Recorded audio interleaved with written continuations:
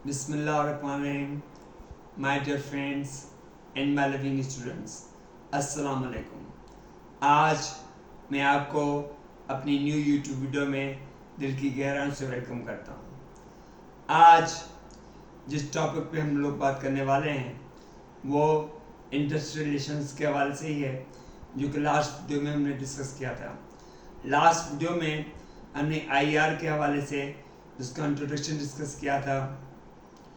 IR का purpose क्या है, आईआर का बैकग्राउंड क्या था, वो हमने देखा था।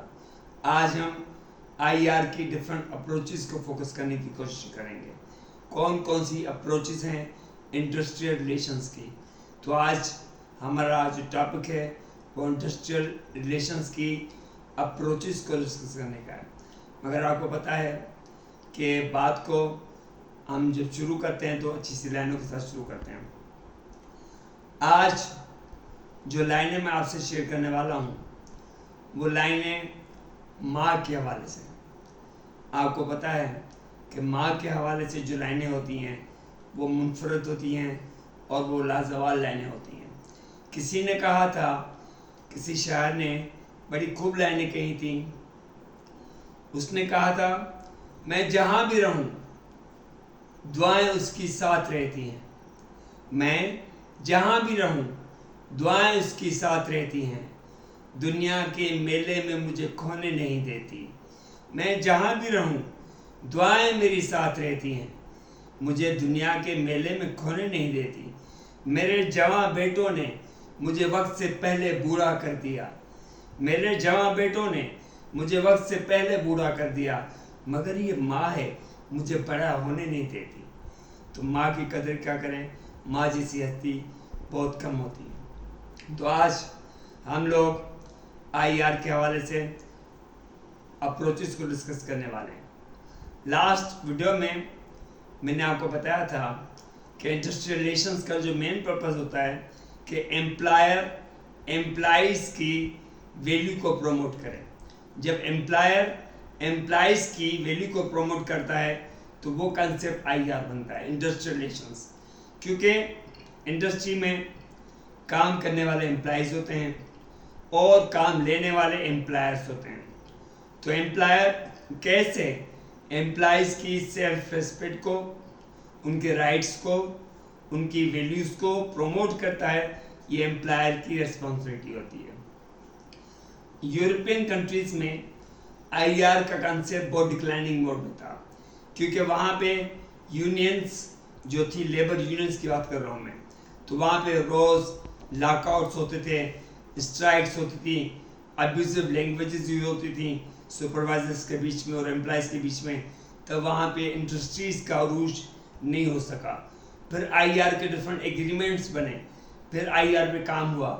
आजकल आईआर गवर्नमेंट की एजेंसीज के हिसाब से, उनके लॉज के हिसाब से, उनके रूल्स के हिसाब से वो फॉलो होता है। आजकल इंडस्ट्री में कोई भी काम गवर्नमेंट की परमिशन के बगैर नहीं होता। तो ये हम लास्ट वीडियो में डिस्कस कर चुके थे।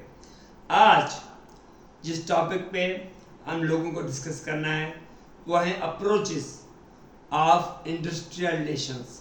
जी हाँ, हम लोग यहाँ पे 3 मेजर अप्रोचेस हैं इंडस्ट्रियल रिलेशंस की, उसको डिस्कस करने वाले हैं। उसमें कौन कौन सी अप्रोचेस हैं? पहली अप्रोच है आप लोगों की यूनिटरी अप्रोच। जी हाँ, यूनिटरी अप्रोच। यूनिटरी अप्रोच उसे कहते हैं जहाँ पे यूनाइट होकर काम किया जाए। मीन्स मैनेजमेंट लेवल पे एक पूरी तंजीम बनाई जाती है जो कि यूनाइट होकर एम्प्लॉयज़ को भी फोकस करती है, ट्रेड यूनियंस को भी फोकस करती है, लेबर यूनियंस को भी फोकस करती है और गवर्नमेंट एजेंसीज को भी कंट्रोल में लेके काम करती है। वहाँ पे मैनेजमेंट अप्रोच कंबाइनली एक साथ सारी चीज़ों को देखती है। वो ऐसे काम करती है कि कहीं पर भी कन्फ्लिक्ट्स ना हो। कन्फ्लिक्ट्स की जिम्मेदारी उस मैनेजमेंट अप्रोच की होती है। मेन जो पर्पस होता है कि प्रोडक्ट्स आप लोगों की ज़्यादा से ज़्यादा प्रमोट हो, प्रोडक्ट्स ज़्यादा से ज़्यादा बने। जब एम्प्लॉय सेटिस्फाई होंगे तो मोर प्रोडक्शन आप लोगों की जनरेट होगी। जब प्रोडक्शन आपकी जनरेट होगी तो कस्टमर्स तक प्रोडक्ट्स आपकी इजीली पहुंच जाएंगी। तो मेन फोकस है कि कस्टमर्स को प्रोडक्ट्स टाइम पर देना। तो जब इंडस्ट्रीज प्रॉपर तरीके से वर्कआउट करेंगी तभी कस्टमर्स तक प्रोडक्ट्स इजीली अवेलेबल हो सकेंगे। तो यूनिटी अप्रोच जो है आप लोगों की ये कहती है कि आप लोग एक तंजीम बनाओ, एक मैनेजमेंट अप्रोच बनाओ जो कि सारी चीज़ों को एक साथ लेके चले, किसी भी लेवल का कन्फ्लिक्ट ना हो। यहाँ पे मैंने बात की अप्रोचेस की। एक होती है अप्रोच।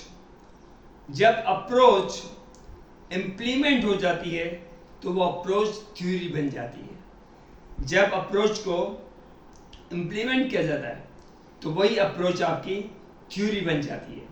तो आगे चल के ये अप्रोचेस आप लोगों की इंडस्ट्रियल रिलेशंस की थ्योरी बन गई थी। पहली अप्रोच कौन थी? यूनिटी अप्रोच, जहाँ पे मैनेजमेंट लेवल पे काम किया जाता है। एक कमेटी होती है मैनेजमेंट की जो कि सारे मामलात को देखती है, सारे कॉन्फ्लिक्ट्स को देखती है। मेन फोकस वही है ह्यूमन राइट्स का। हमने बात की थी एम्प्लॉयज के राइट्स के हवाले से। एम्प्लॉयज के राइट्स को ह्यूमन राइट्स भी कहा जाता है। एम्प्लॉयज के राइट्स को देखना, एम्प्लॉयज को वैल्यू देना, एम्प्लॉयज को बेनिफिट देना, एम्प्लॉयज की टर्म्स एंड कंडीशंस पे जो भी उनकी टर्म्स कंडीशंस हैं वो सारी कंप्लीट करना, तभी एम्प्लॉयज फुल विल के साथ काम करेंगे और आपको प्रोडक्ट ओरिएंटेड रिजल्ट्स देंगे। तो यूनिटरी अप्रोच में कंबाइनली काम किया जाता है मैनेजमेंट अप्रोच के थ्रू। उसके बाद जो दूसरी अप्रोच है वो है प्लूरलिस्टिक अप्रोच। जी हाँ, एक होता सिंगुलर, दूसरा था प्लूरल, मगर यहाँ पे हम बात करें प्लूरलिस्टिक अप्रोच की।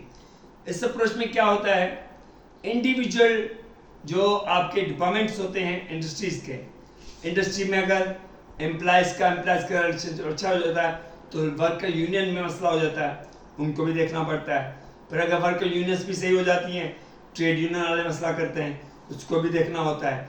अगर सारी चीज़ें सही होती हैं तो गवर्नमेंट एजेंसीज में कोई ना कोई मसला होता है।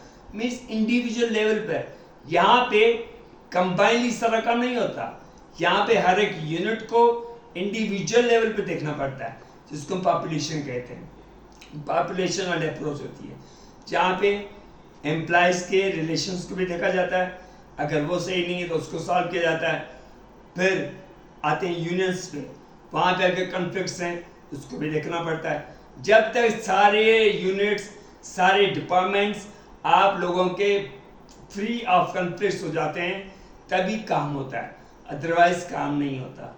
तो ये अप्रोच एक डिफिकल्ट अप्रोच कहलाती है, मगर आजकल ये अप्रोच भी इजीली फॉलो हो रही है। तीसरी जो मेन अप्रोच है वो है नेक्सस अप्रोच। जी हाँ, nexus approach, NEXUS, nexus approach. Nexus approach में क्या होता है, डिफरेंट डिपार्टमेंट्स जो होते हैं उनके पास एक अच्छी चीज़ होती है, एक बुरी चीज़ होती है। फॉर एग्जाम्पल एक ऑर्गेनाइजेशन है जहाँ पे उनके पास रॉ मटेरियल है मगर वर्कर्स नहीं है, तो रॉ मटेरियल पॉजिटिव पॉइंट है, वर्कर्स सही नहीं है तो वो नेगेटिव पॉइंट है। दूसरी ऑर्गेनाइजेशन है वहाँ वर्कर्स हैं मगर रॉ मटेरियल नहीं है। तो मीन्स यहाँ पे इस अप्रोच में क्या होता है कि डिफरेंट इंडस्ट्रीज जो होती हैं उनके पास नेगेटिव पैरामीटर्स भी होते हैं और पॉजिटिव पैरामीटर्स भी होते हैं। मेन पर्पस ये होता है कि कैसे पॉजिटिव पैरामीटर्स को हम लोग इंक्लाइन करें और निगेटिव पैरामीटर्स को कैसे हम डिक्लाइन करें, क्योंकि निगेटिविटी को पॉजिटिविटी में चेंज करना पड़ेगा। जब नहीं करेंगे, वीकनेसेस को देखते हुए हम उन चीज़ों को ओवरकम नहीं करेंगे, तब तक ऑर्गेनाइजेशंस आपकी प्रोडक्ट्स पे काम नहीं कर सकती। तो ये तीनों अप्रोचेज हैं इंडस्ट्रियल रिलेशंस के हवाले से कि कैसे हम लोग इनको थ्योरीज की कैटेगरी में लेके आएँ और उनको मीनिंगफुल अप्रोचेस बनाने की कोशिश करें। तो आज हमें डिस्कस करना था 3 अप्रोचेस को, इसमें यूनिटरी अप्रोच आती है, पॉपुलेशन अप्रोच आती है और नेक्सस अप्रोच आती है। इंशाल्लाह नेक्स्ट वीडियो में हम इंडस्ट्रियल रिलेशन के किसी और टॉपिक पे फोकस करेंगे इंशाल्लाह। मगर आपको पता है मैं बात को ऐसे ख़त्म नहीं करता, यहाँ पे कुछ लाइनें आपसे शेयर करूँगा मैं। किसी ने कहा था बहुत मिस्टेक होती जा रही है बहुत मिस्टेक होती जा रही है, मोहब्बत फेक होती जा रही है। बहुत मिस्टेक होती जा रही है, मोहब्बत फेक होती जा रही है। हम खराब हुए जिनकी सोहबत में, हम खराब हुए जिनकी सोहबत में, वो लड़की नेक होती जा रही है, मोहब्बत फेक होती जा रही है। इंशाल्लाह ज़िंदगी रही तो नेक्स्ट वीडियो में आपसे मुलाकात होगी। तब तक अल्लाह हाफ़िज़।